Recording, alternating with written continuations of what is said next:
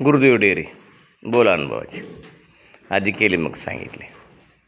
काय सांगायचं, किती सांगायचं, कुठवर सांगायचं, पण सांगायचं.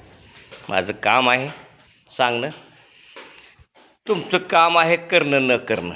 ही एक समोर गाय आहे, हे पहिला रुका कालवड आहे.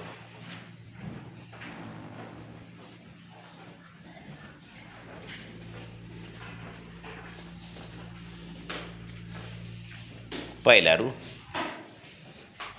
जर्सी म्हणायची याला. चांगलं ब्रीड आहे, चांगलं ब्रीड आहे, अतिशय चांगलं ब्रीड जर्सीमध्ये. याचा गुण आहे. आता हे बघा, पहिल्यांदा 9-10 लिटर दूध दिली आरामात. इथं शेजारी यायचे पाय, पण सांभाळायला सोपं, खायला सोपं, द्यायला सोपं. फॅट मात्र 5, SNF 8-5. भाव चांगला मिळणार. प्रतिकारक शक्ती, रोग प्रतिकारक शक्ती अतिशय चांगली, आणि औषध कमी, मास्टायटिस कमी.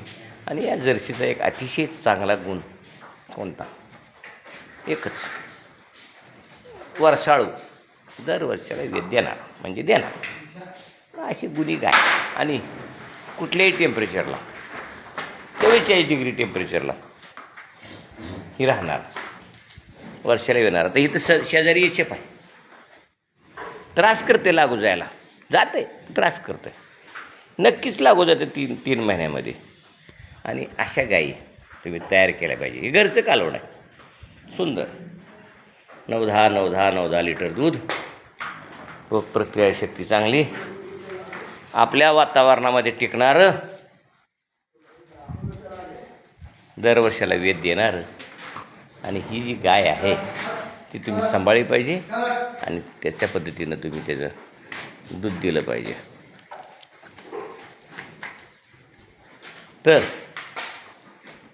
पशुपालकाला गाई ब्रिडिंग सध्याचा परवलीचा शब्द आहे, ब्रिडिंग. हिचं दूध A2चं असेल, तपासणी केल्यास A2 निघाला पाहिजे. ABS कंपनीचं जर्सीमध्ये एक बुल आहेत आता A2चे, ते तुम्ही भरवा, त्याच्या कालीला तयार करा, आणि ती कालवड झाली A2 दूध. आज A2 दुधाची किंमत 100 रुपये, आपण 50ला विकूया तरी आपल्याला परवडेल.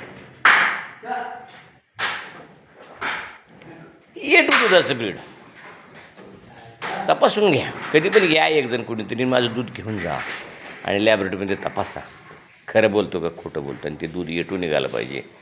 मग अशा रोगप्रतिकारशक्तीच्या 40 डिग्री टेम्परेचरला आरामात राहणार आहे.